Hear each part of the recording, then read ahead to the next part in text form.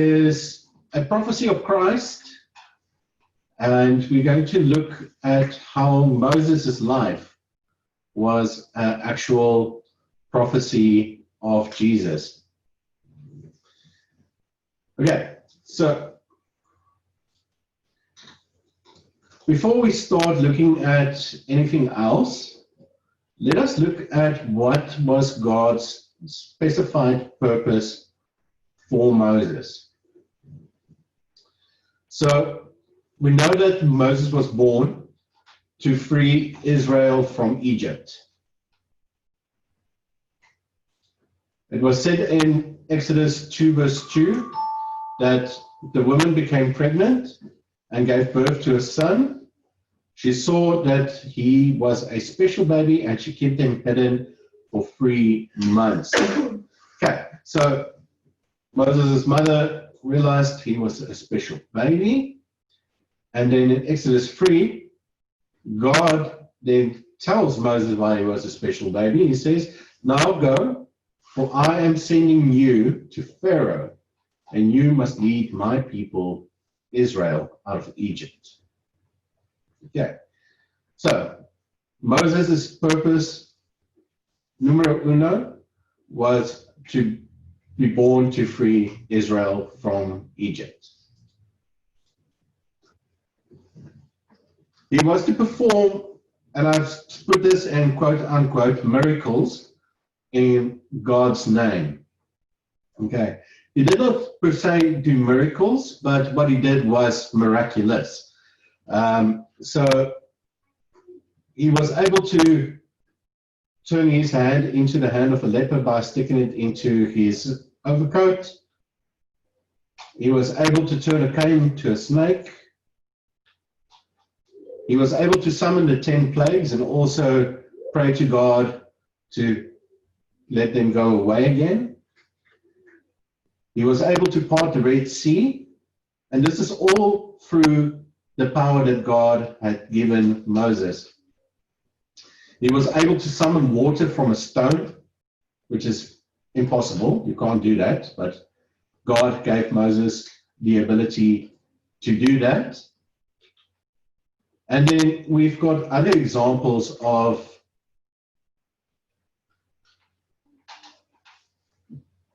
the sons of Korah that were swallowed up by the ground when they tried to oppose Moses. There is the examples of Miriam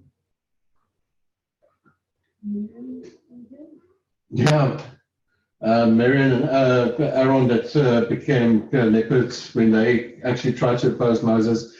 There are so many different things that happened in the life of Moses that can be put in the bracket of a physical miracle. And then his third purpose that God gave him was to pass on the message from God to Israel. So that includes the 10 Commandments, the conduct of how Israel was to build and use the tabernacle,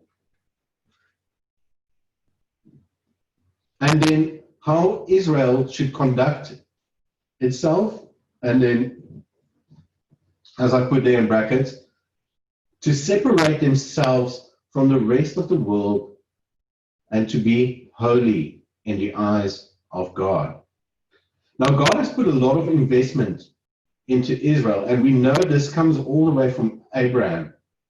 So there is a lot of investment from God's side into the tribe of Israel, well, the tribes of Israel, if we want to put it that way. So God then laid out not just a set of rules, but actually a lifestyle that Israel had to use to make itself completely different from all the rest of the nations that were surrounding them. And all of this conduct we, of course, will find in the book of Leviticus.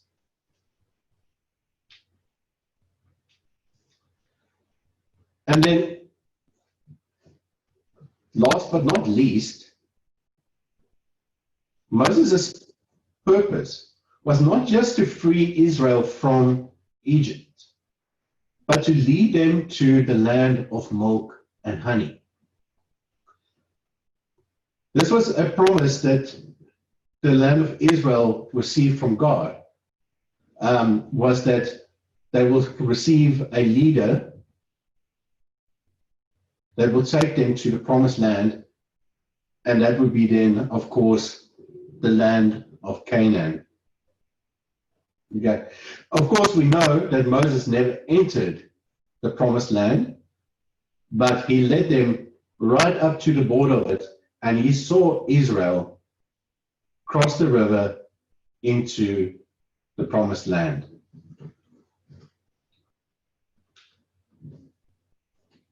Now, if we look at God's purpose for Jesus, what was God's purpose for Jesus? Jesus was born to free man from himself, to free man from sin.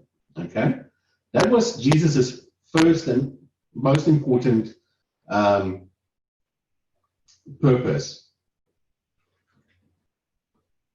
How do we know this? Well, John 3 verse 17. God sent his son into the world not to judge the world, but to save the world through him. In Zechariah 9, the very words that Jesus said in John 3, Zechariah kind of echoes. He says, "Rejoice, O Zion, shout in triumph, O people of Jerusalem. Look, your king is coming to you. He is righteous and victorious, yet he is humble, riding on a donkey, riding on a donkey's colt." Sorry, that is not the echo. The echo is in Isaiah 53, verse 11, where it says, and I'm just going to fast forward a bit, "My righteous servant will make it possible for many to be counted as righteous, and he will bear all of their sins." Okay, so Jesus was sent to free man from sin. You've got two out of many prophecies there that just shows that Jesus was sent by God. Zechariah 9 verse 9 is, of course, the prophecy of Palm Sunday. Isaiah 53 is, of course, the whole reason why Jesus was sent. And so that was Jesus's purpose, number one. Number two, he was to perform miracles in God's name. So what did he do? Jesus was healing the lame, the blind, the ill. He was resurrecting the dead. We've got the child of Jairus, the temple priest whose daughter died, and then Jesus healed her. Well, he resurrected her, not just healed her. We've got Lazarus, 3 days dead. Jesus came there and he resurrected Lazarus from the grave. And then we've got the widow of Nain's son, the unnamed widow. As Jesus was coming into town, this funeral procession was coming through the streets, and Jesus then heard of this widow whose only son, no husband, no one else. It's her only child who died, and Jesus resurrects him.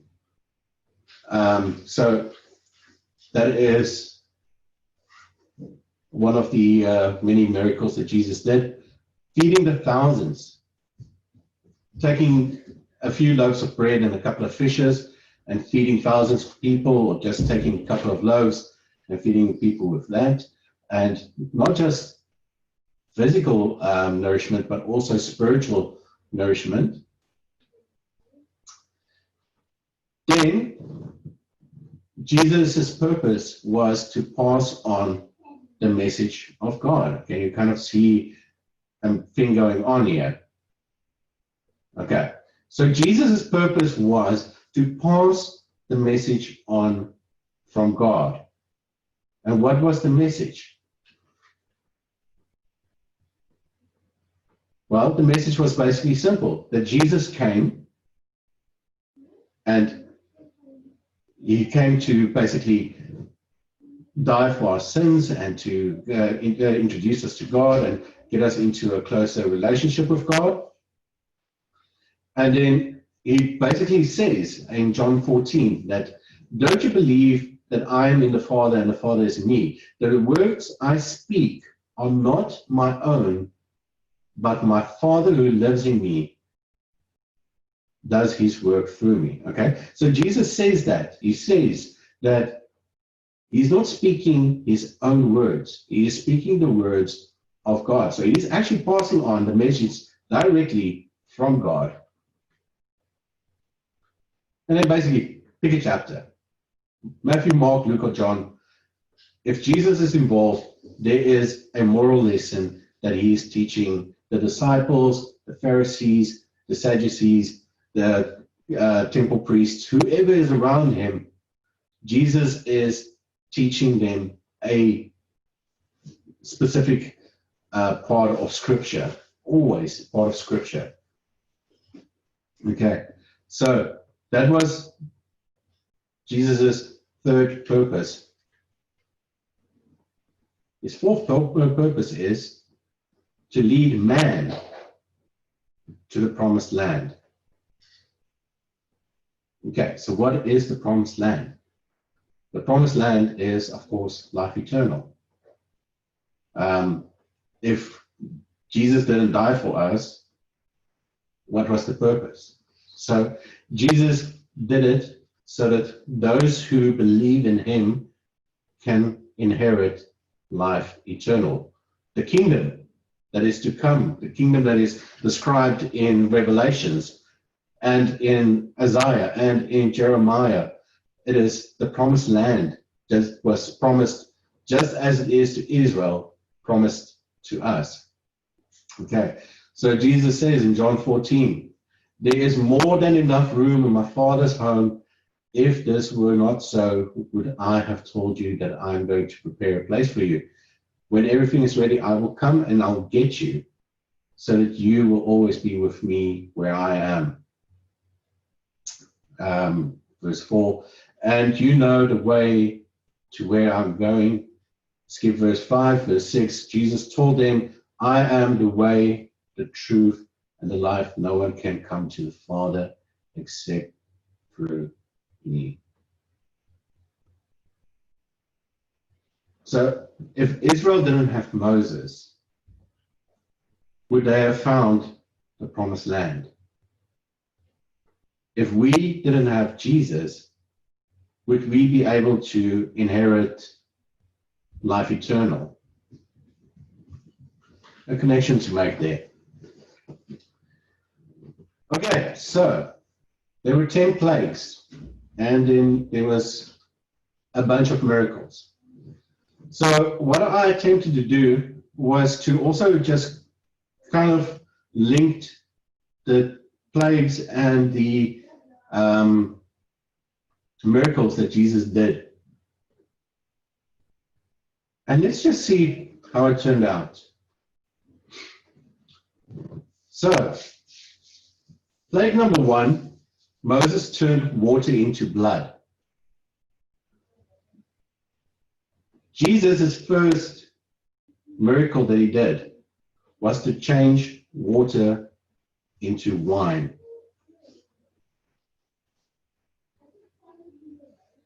Can you see a link there? We drink wine to remember Jesus' blood. We need water to cleanse us from sin, water to blood, water to wine. A couple of connections to make there. All right, frogs. Jesus raised the dead. Now, how did I make that link there? All right, so if you do not know anything about reptilia, you would know that reptiles carry a very, very, very, very deadly disease called salmonella. And salmonellosis is a horrible disease if you do not have any access to antibiotics. because if you can't get your antibiotics, you will start to grow cysts in your stomach. Those cysts will eventually burst. You will start bleeding from inside out, and then you are dead. So, if God plagued Egypt with frogs, and Moses did not pray for the frogs to go away, poor Egypt would have died long before the rest of the plagues came. So, it's a bit of a long shot, but might link to the frogs within that Jesus rose the dead. Now, if you know what a gnat is, you'll know that it is part of the flea and lice family. And if you did know anything about the lice and the flea family, you'll know that if they stick long enough onto your skin, that you will get a lovely disease called Lyme disease, which is also a very deadly disease, but it takes a while before it eventually kills you. So Lyme disease, you can actually survive for a couple of years, but it's a very unhealthy and very uncomfortable lifestyle that you're going to lead. So my direct link to that is then Jesus healing all of the sick people that he came across with, as well as the flies. Now, if you know anything about flies, you know they go and sit on poop or feces. And if that comes into contact with your food, yes, then you get fecal matter into your stomach, and that will make you horribly ill as well. So once again, gnats and flies all linked to Jesus healing the sick. All right.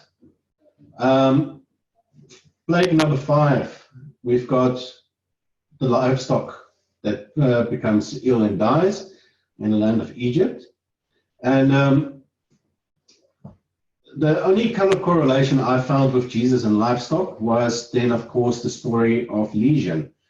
Now, when Legion saw Christ on the waters and approaching him on the beach of Galilee, Legion became a little bit nervous and then eventually started to bargain with the Son of God and said to him, Son of God, if it's your will, then cast us into the pigs that is standing on the hill. And once Legion was cast out, those many demons went into the pigs that were on the hill. All right, so the unclean spirits then infested the pigs. Pigs ran into the ocean. No more pigs. So that was the link that I had with the livestock. Boils, plague number 6. Now, the direct connection that you can make with the boils there is, of course, leprosy, which is a skin disease.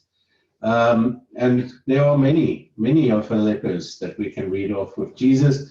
The one that I was thinking of, especially while I was doing this little table, was the 10 lepers that Jesus was healing outside of the town. And then they had to go to temple priests to show that they now have been cleaned as per the laws of Leviticus. So on their way, then one then turned around, walked back to Jesus, and actually gave him thanks for that. So that was the direct correlation that I had with the boils, was the actual lepers that Jesus raised from, that Jesus healed. All right, where are we now? Plague number 7, hail. Now, for people in the Western Cape, we don't know what hail is. We never see it. But for the people in Johannesburg that receive a tennis ball once and now and again from the sky, it is very frightening. It's very daunting. And it's you can see the storm of destruction that is left behind after hail comes. Be it now for plant matter, be it your car standing in the driveway, be it your tiles on your roof that is shattered. Hail can be a very destructive force. And I can only imagine how the poor disciples were feeling once they were on the Sea of Galilee and the waters were untamed by the storm. I believe that they would have that same sinking feeling in them that we have when that hail starts hitting outside and we can just see this force of destruction that is caused by the hail. Oh, liquids. Anyways, so of course, Jesus calmed the storms. He merely stood up and said, "Be calm," and the waters and the wind calmed down.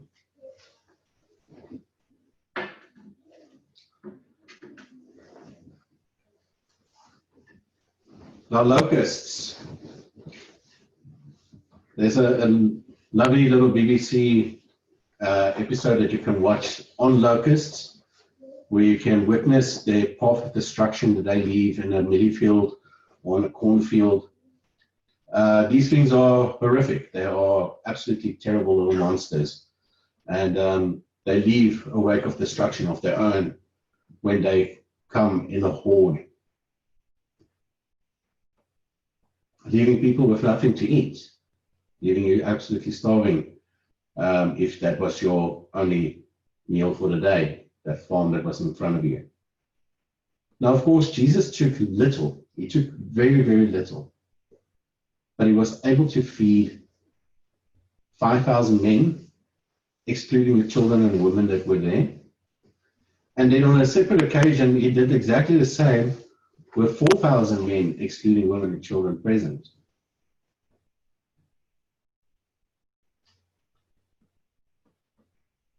Darkness, I could have gone for when Jesus was on the cross and he died.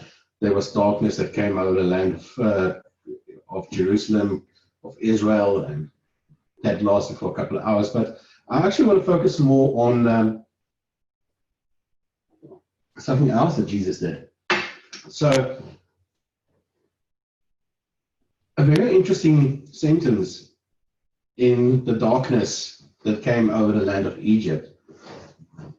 And it said that it was so dark that the people could not see their hands in front of their faces. They were literally falling over their own feet because they didn't know where they were going. And that is the life of a person that is blind. It's you literally have no sight. You literally can't see your hand in front of your face unless you are in the middle of the day looking towards the sun and you put your hand in front of your face, because that's apparently all that blind people ever can see. When they can see is the difference between light and darkness. And then Jesus came, merely spat on some soil, rubbed it into a person's face, and that person could see again.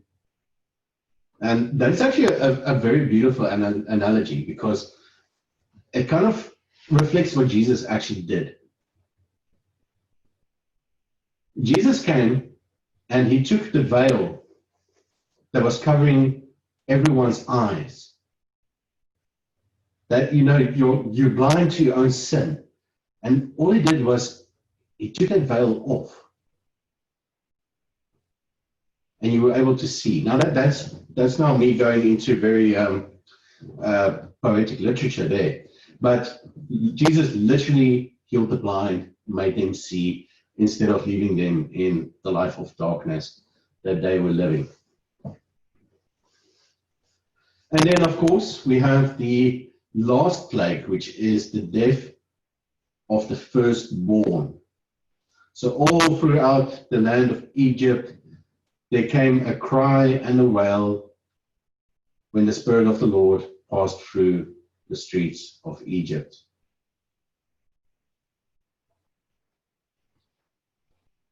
And then something very interesting happens with Jesus.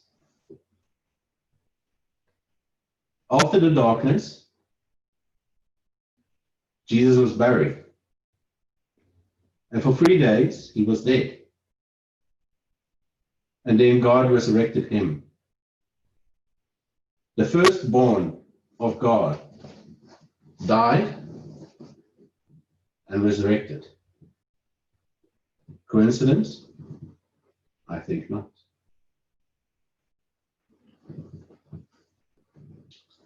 Okay, so there's a couple of parallels that we can see between the life of Moses and the life of Jesus. Let's start at birth. They both were born with a designed purpose. Moses was to take Israel out of the land of Egypt, lead them through the desert into the promised land. Jesus was born to take man and lead him out of sin. Ironically, he had to spend 40 days in the desert as well before he could do that.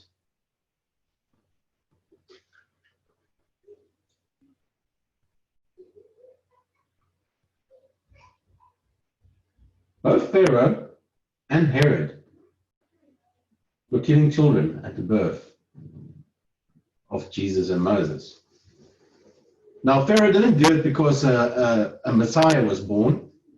Pharaoh did it because he was afraid of the tribe of Israel, because they were becoming too vast in numbers and that they would soon dominate the Egyptians. Whereas Herod was afraid of the coming king and then killed all of the children. But still, those babies needed to be hidden. Okay? Instructed the people according to God's teachings. Okay, so both Moses and Jesus were instructing the people of what to do to make things right in the eyes of God. Isn't that interesting?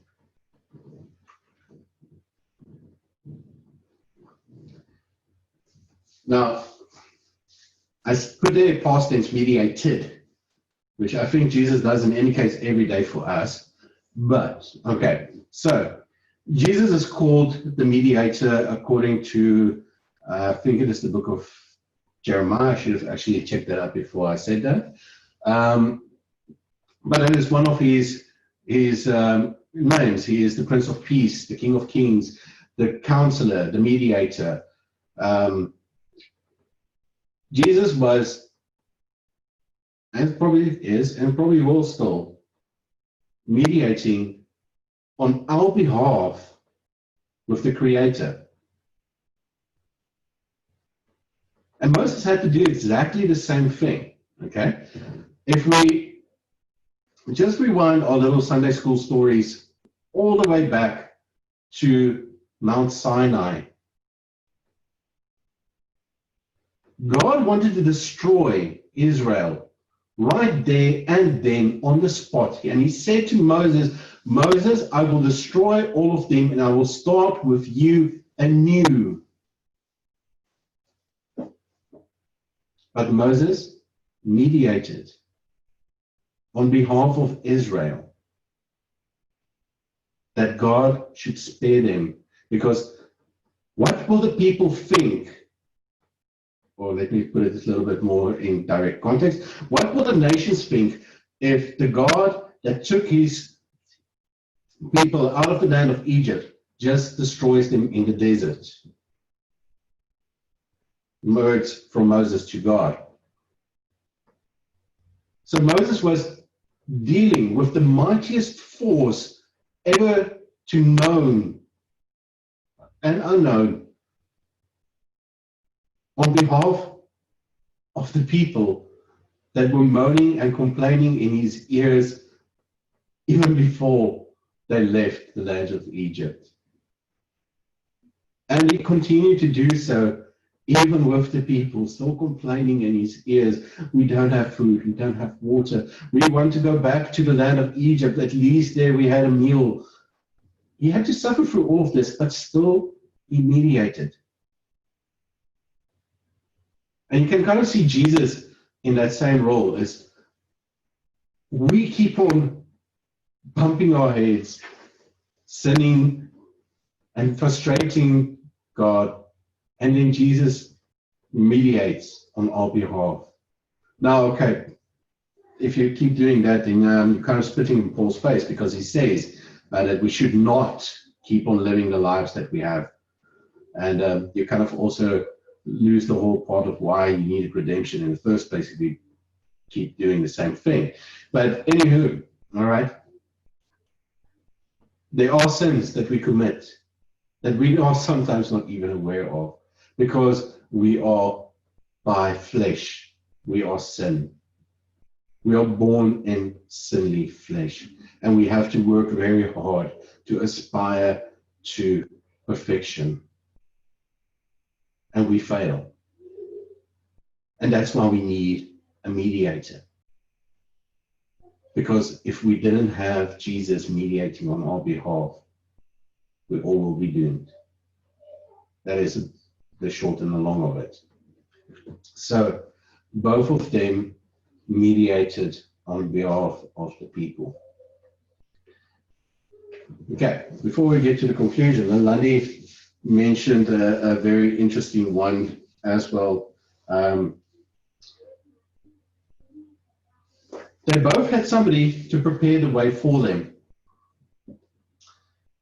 Now, if you once again rewind back to Sunday school days, you'll remember in the life of Jesus, there was a man called John the Baptist. And he said, I am not the Messiah, but I prepared a way for him that is yet to come. So John came and he prepared the people for Jesus' arrival, baptizing them and preaching to them every day. Some people thought he was an absolute lunatic, and some people were coming to him, well, a lot of people were coming to him in the hope of redemption. Even King Herod himself were among those people. And then we have Moses. On the day that God approached Moses, herding some sheep in the land of Media, and God, very hard persuading Moses to do this job that he needs to do. And Moses says, I can't. I have a speech impediment. I have slow of words, his exact words. Send someone else, Moses said. And then eventually, God persuades Moses to take Aaron with him. So, if you go and read the 10 plagues, it was Moses and Aaron went to Pharaoh for plague number 1. Moses and Aaron went to Pharaoh for plague number 2. Moses and Aaron went to Pharaoh for plague number 3. Moses went to Pharaoh, plague number 4. Where's Aaron? Aaron basically helped Moses. Well, this is theory number 1.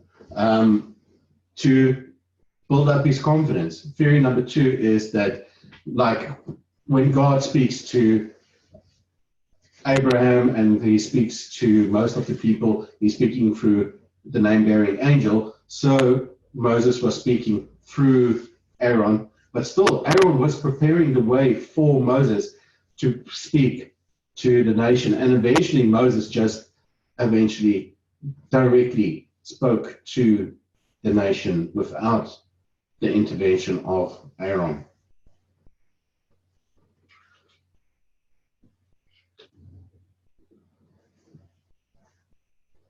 So here's my conclusion.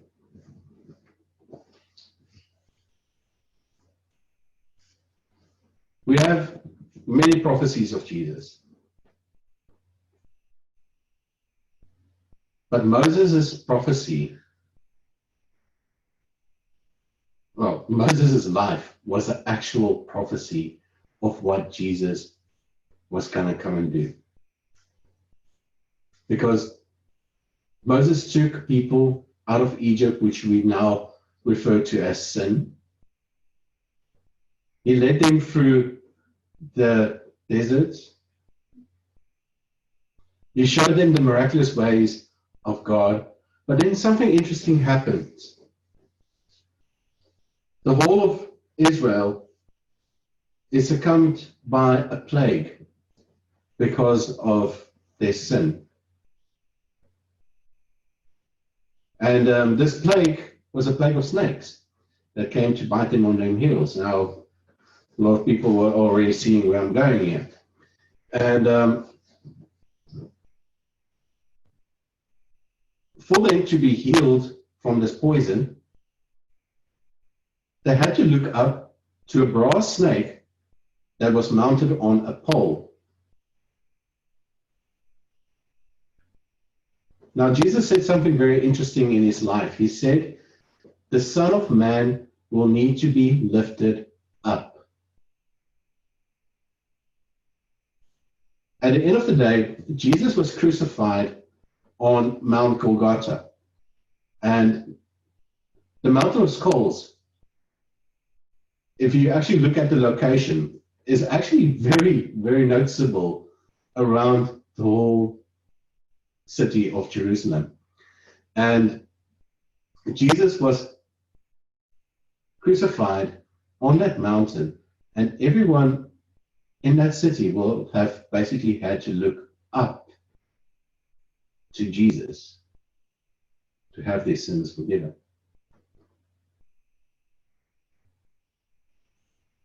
And yet still, we actually do. I think there's no way that we can ever look down on Jesus. The only thing that we can do is ever look up to Jesus. So, Moses' whole life, up to the point where he faltered, were a prophecy of Jesus' life.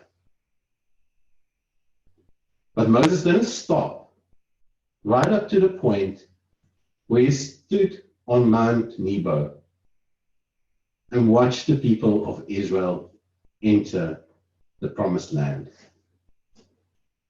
The same way that Jesus will one day stand there and welcome us into the kingdom by saying, well done, good and loyal, faithful servant.